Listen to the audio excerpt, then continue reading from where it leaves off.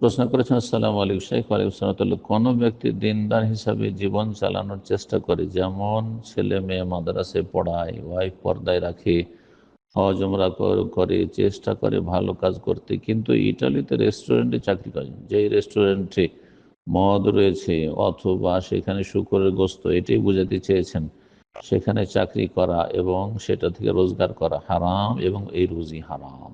জি, তার ইনকাম দিয়ে এত ভালো কাজ করে, হারাম চুরি করে, ডাকাতি করে বা হারাম রোজগার করে যদি নেকির কাজ করে, সে নেকি হবে না।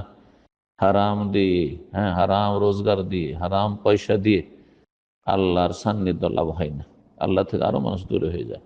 আবার এই চাকরি ছাড়তেও পারে না, অবশ্যই ছাড়তে হবে এবং চেষ্টা করতে হবে। গাড়ি চালাবে, জি, ট্যাক্সি চালাবে, আর কিছু করবে, মেলা কাজ আছে, অনেক ভাইরাই করছেন।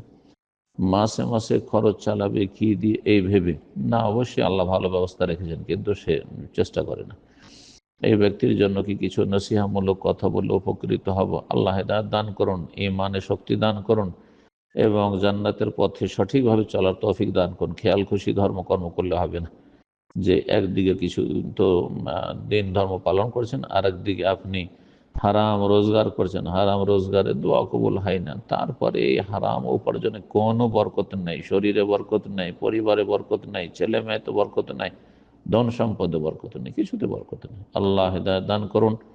আম্বিয়া রসুলগণকে হালাল খেতে বলেছেন, মুমিনদেরকে আইয়ুহাল্লাযীনা আমানু কুলু মিন তাইয়্যিবাতি মা রাযাকনাকুম, তাইয়্যিবাত পাক পবিত্র খেতে বলেছেন।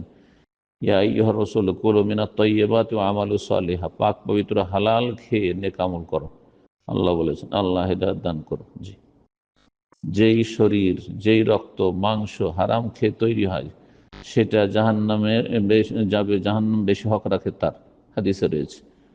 বারাকাল্লাহু ফিকুম। আল্লাহ হিদায়াত দান।